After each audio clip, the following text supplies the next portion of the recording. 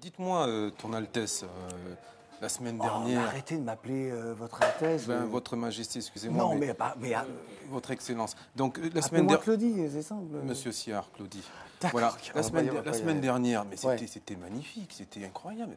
C'est-à-dire Mais si vous vouliez m'impressionner, vous pouviez pas vous y prendre différemment qu'en invitant une sommité, un monument de la musique africaine, Papa Wemba. Ouais. Mais c'est incroyable. En tout cas, cette Mais ça semaine... va être comme ça. Ah oui, non, mais tout le temps. Ah ouais, mais votre émission, là, c'est plus chaud Oui, au sud, oui. c'est pas du n'importe quoi. C'est même- du sérieux. Ah, c'est du... Oui, pourquoi? Lorsque Non, c'est non, chaud, c'est d'accord. pas forcément sérieux. Ouais, non, En tout mais- cas, cette semaine, là, c'est chaud. Parce que je me posais des questions. Non, cette semaine, c'est chaud. Avec des femmes de caractère, de bon, poids. comme, il y aura, par il y aura Claudia Tagbo pour Claudia le rire. Tagbo, d'accord. Ouais. Alors, on Françoise risque d'en Vergès, prendre pour notre grade. Françoise Vergès, Françoise historienne Vergès et pas aussi. seulement. Et puis des hommes aussi qui comptent. Hein. Alain Foka, le 1 des 1. Mais c'est la raison pour laquelle je vous appelle Ton Altesse, Ouais, d'accord. Votre Majesté, Bon. parce que franchement, là, c'est... Il est peut-être temps d'aller au, Je sais, j'y d'aller vais, au, ouais, d'aller j'y au vais. bar, Ouais, Mr. j'y vais, D. ouais, j'y vais. Merci beaucoup. Allez, c'est parti. C'est plus chaud au sud. C'est plus chaud. Cool. C'est plus chaud. C'est plus chaud. C'est plus chaud. C'est plus chaud au sud. C'est plus chaud au sud. Au sud. C'est plus chaud au sud. Présenté par Claudie Siard. Bonne arrivée, c'est plus chaud au sud et ça va être très très chaud avec l'humoriste ivoirienne du sud de la France, Claudia Tagbo, s'il vous plaît. Ah ben ça m'amuse de jouer sur le côté sud. Oui, je vois ça. À l'est. Tu as perdu l'accent, l'accent du sud de la France. Ah, je peux reprendre carrément, ça dépend. Des fois, ça dépend avec qui je parle. D'accord, mais si on me parle avec l'accent du midi, c'est possible. Ouais, c'est possible aussi, mais bon, voilà, quoi. on va le lâcher hein, parce qu'on est à Paris, quoi. Bon, d'accord, ok. Ça va être très très chaud avec des danseurs, des chanteurs hors pair. Ils font leur job à plein temps et pour eux, ça marche vraiment fort. C'est Ange d'Afrique. Et puis, cette femme-là est une femme de poids, est une femme de choix, historienne, présidente du comité de la mémoire de l'histoire de l'esclavage, Françoise Vergès, s'il vous plaît. C'est une des voix de RFI, et là pour le coup encore, pas seulement, puisque sa voix compte, c'est encore une voix de poids. Ses émissions ont fait de lui certainement l'un des journalistes les plus connus du continent africain. Les hommes politiques tremblent lorsqu'il doit prendre la parole, lorsqu'il doit parler d'un sujet qui les concerne. C'est Alain Foka, journaliste, producteur à RFI. C'est vrai, Alain.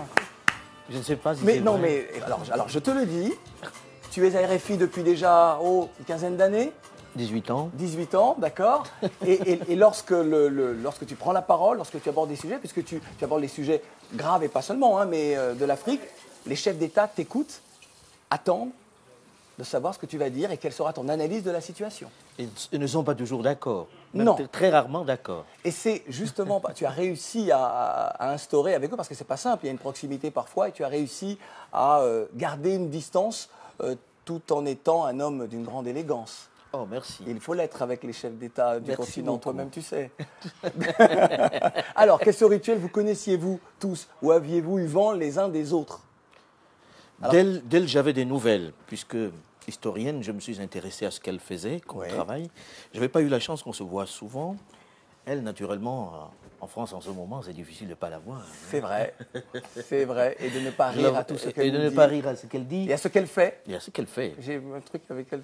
Bon, Non, on ne veut pas savoir. alors, Ange d'Afrique. Ange d'Afrique. Connaissiez-vous, les gars, tout ce monde, beau monde? Comme il disait, on la connaît forcément. Ouais. C'est, Sur YouTube, moi je la connais. aussi. Ouais. Et lui, par le biais de mon père, qui Oui. écoute la RFI chaque Il ne me rajeunit pas. Tu es l'homme Hein. des vieux. Tu es l'homme des vieux, Alain Foka. Tu es l'homme des vieux. Voilà, exactement. Bon, et les gars sur l'histoire, Françoise Vergès, la mémoire, l'esclavage, et pas seulement, hein. Non, désolé. Ouais, mais mais je pense qu'aujourd'hui, on aura l'occasion de la connaître. Bon, ce sera l'occasion un petit peu de rattraper tout ça. Pardon? Il n'est jamais trop tard. Alors, en tout cas, vous avez certainement dansé, alors peut-être pas en boîte de nuit, mais écouté à la radio les chansons d'Ange d'Afrique. Il y a eu Dorloté, et puis en ce moment, ce qui fait le buzz, c'est Zekete, Zekete. Zekete, C'est ça. exactement. On va dire, c'est officiellement notre premier single qui tourne sur les chaînes de télé et en radio. Et comme il l'a dit, ça fait un gros buzz en ce moment.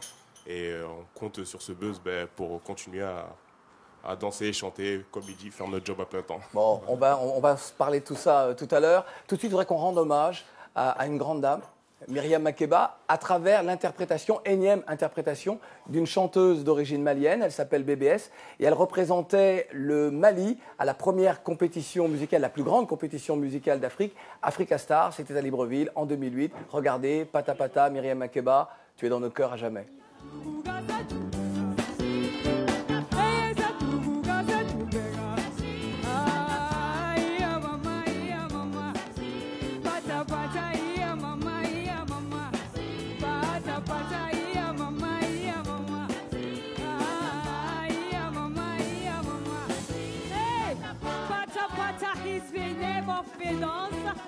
We to Johannesburg way. Hey, everybody start to move. As soon as pata pata please. Sakuga sakuga.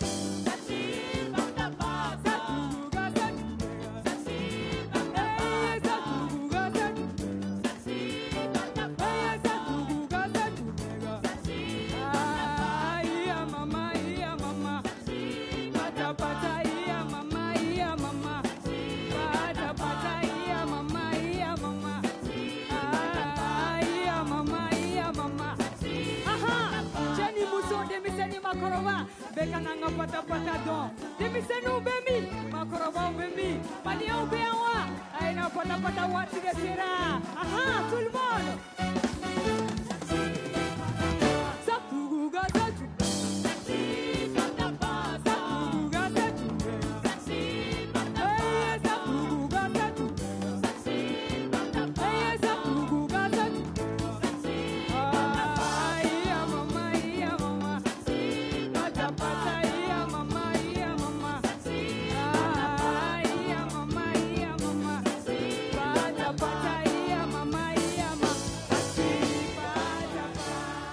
Belle interprétation de BBS. S'il vous plaît, je réclame des applaudissements pour Mama Africa, Myriam Makeba.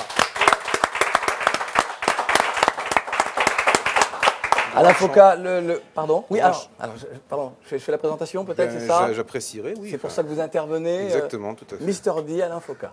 Enchanté. Ça va monsieur. En général, je ne sers jamais la main des invités. Alors pourquoi le faire maintenant? Parce que c'est un grand journaliste pour lequel j'ai aussi beaucoup d'admiration. D'accord. Il intervient souvent de manière tout à fait pertinente. Ah, merci. Et il fait plus qu'intervenir, hein. Il organise. Exactement. Voilà.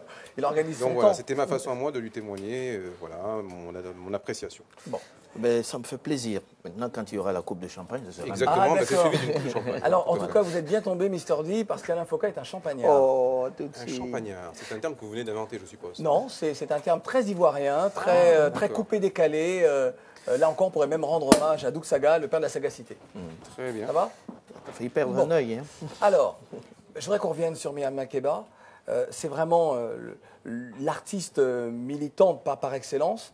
C'est vraiment cette femme qui a, avec d'autres, mais qui a permis la lutte contre l'infamie de l'apartheid. Ça lui a coûté l'exil. Elle a vécu en Guinée, elle a vécu un petit peu partout. Elle est passée en Côte d'Ivoire, aux États-Unis. On connaît son histoire avec Harry Belafonte. Est-ce que avec Stokely Carmichael également. Carmichael, voilà, avec qui elle a vécu à Conakry. Et qui est mort sous le nom de Kwame Touré. Exactement. Protégé par Sékou Touré. Ça vous va maintenant, le cours d'histoire? C'est très bien. D'accord.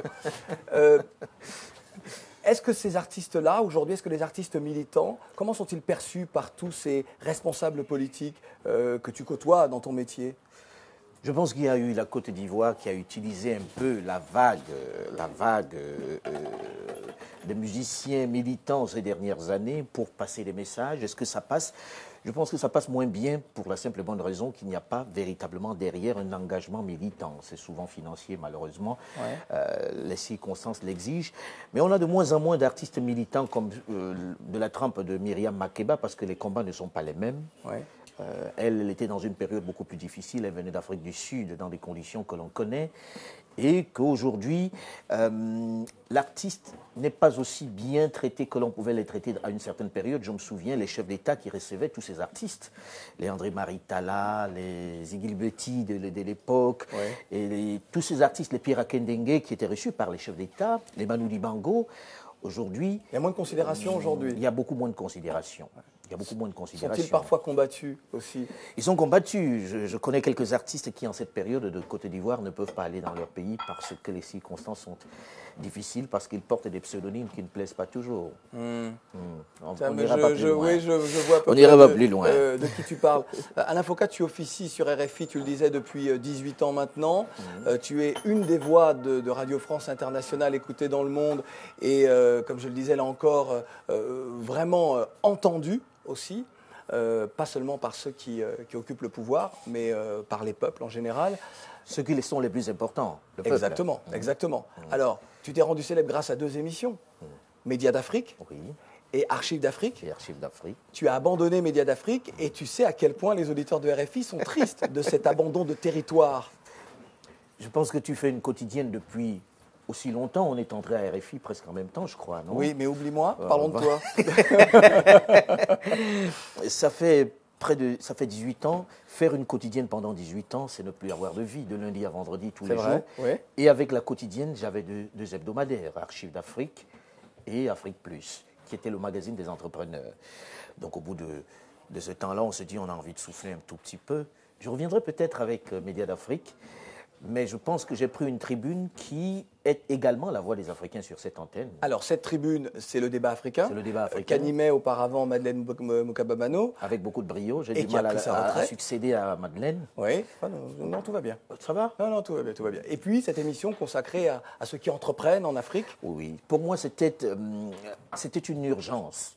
Parce que je ne sais pas si vous avez vu sur une chaîne de télévision française comment on montrait les Africains. C'était Château Rouge, c'était le Saka-Saka, c'était... On a reçu la semaine dernière le Bachelor, qui, lui, lorsqu'il vient parler justement de la SAP, il en parle de façon alors, très structurée, très codifiée, puis c'est un chef d'entreprise. Mais là, on était dans le cliché complet. C'est-à-dire, les Africains, ça se limitait à ça. On n'a montré aucun cadre africain, on n'a montré aucun entrepreneur africain, on n'a rien montré sinon des clichés.